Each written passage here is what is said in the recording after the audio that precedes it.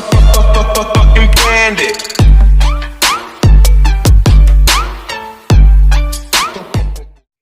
Okay, so today I'm going to be talking about mental health in college. I don't want to be too serious, although it is a serious topic, I don't want to be too serious about it. So I'm going to be giving y'all some coping skills. I'm going to give you some insight on my experience with mental health in college, as well as just a little bit of background about mental health, I guess. This video is intended for people to know, like, you're not alone. It's natural to stress. I'm gonna tell y'all briefly, or sum everything up, about how I struggle with mental health in college. It started probably when I started college, and I didn't really notice the signs until last spring semester when I went and spoke with a lady about she was actually a learning specialist, so I was going to her just to like pick up some skills with studying and stuff like that, and it kind of turned into a whole another type of meeting. She was basically asking me questions about why I was in school, and I couldn't give an answer for myself. Like, I would be saying because my parents wanted me to, or my family, or it was what was expected of me. And from that meeting, it got me thinking about myself. And I'm a people pleaser, so I would do things that made other people happy, putting my feelings on the back burner. And I kind of really realized that, like, having a conversation with her, and after that, it just really made me start thinking about myself, and I really wasn't happy. But I'm like, I'm 3 years in. I would be a dummy to like change my mind now, like, and I don't like quitting. So I tried sticking it out, but last semester it got really bad. It was just so bad. Then I finally reached out to a counselor, and he recommended certain things. My advisor recommended that I take this semester off because of how bad I was like stressing out, as well as my counselor.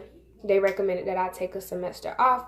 And I can honestly say after we got out of school, like, I was done like the first week of December, I had an anxiety attack that, like, during that week, stressing about like my final grades or whatever. So it was like maybe 2 weeks before school started where I made the decision to just take the semester off and really like do some self-searching, like really figure out what it is that I wanted to do, where I see myself, because I've never thought past school. Like, I just knew that I was going to school, and that's all. Like, I never thought of what I wanted for myself. It was more so of, I'm gonna get this degree to make everybody else happy. Like, not necessarily like, oh, Tasia, you're gonna have a degree, you're gonna go work here, and you're gonna do this for yourself. I never really thought like that, and I'm starting to think like that now, and I'm taking this time to really figure out what I want to do. And I highly recommend that, like, if you're in school for somebody else, like, really take some time to do some soul searching to really figure out if you are doing what you're doing for yourself or for other people, because you have to live for yourself at the end of the day. Like, you have to take care of yourself, and at the end of the day, your opinion is the only opinion that matters, because it's your life and nobody else is living it. You know, that's just how I'm thinking now. Too bad I wasn't thinking like that 4 years ago, because I wouldn't be sitting here having this, you know, having these thoughts or going through what I'm going through. Before I ultimately decided to take the semester off, I tried praying and meditating. Like, I tried these things, and prayer really helped me through that dark time. Yeah, I can honestly say, like, it helped me, as well as just like letting go and letting God. Not many people know that 1 in 4 college students or students have a diagnosable mental illness. Mental health can involve eating disorders, addiction, anxiety, suicide, depression. Like it's a number of things that is associated with mental health. And as long as you educate yourself on mental health, like I feel like you'll be able to recognize certain things, and the sooner you can recognize certain things, the better off you'll be, because you can be depressed and not even know that you're depressed, and then that depression leads to suicide, and then, you know, God forbid something happens and everyone's just like, you know, I wish I had known, or if this person would have said this, you know. So just educate yourself about mental health and take into consideration your own mental health. Like, ask yourself questions like, am I losing interest in this? Or, you know, just pay attention to certain behaviors that are changing with you starting a new school. One coping skill that I is my preference or my favorite is prayer. Although everyone is not into praying or into religion, I am. And I found that prayer really helped me a lot in college. Like, it just helped me feel a whole lot better about certain things. Alternative to prayer is meditation. If you're not a prayer, you can meditate.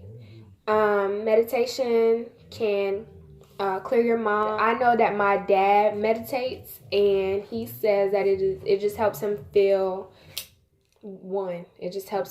better, like less stress, better mood, all of that. Another coping skill can be speaking with a counselor, or speaking with someone that I prefer speaking with someone that didn't know me, and I can just go in and just vent all of my problems to, and basically like a counselor. Like, or if that doesn't work for you, you don't really like discussing what you're going through, find a close friend, someone that you can really depend on, and someone that you know won't go babbling your business to everybody. So because I mentioned that, it is best, like, when you first get to school, whether it be a community college, a university, institution, wherever, you should visit their health center just to know that it's there, and anytime you need to speak to someone, like, you just have that available on your campus. It's just good to know that you have those resources there, whether you need them or not.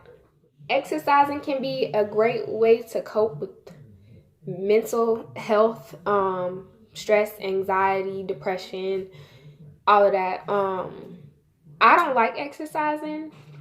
That's just me personally.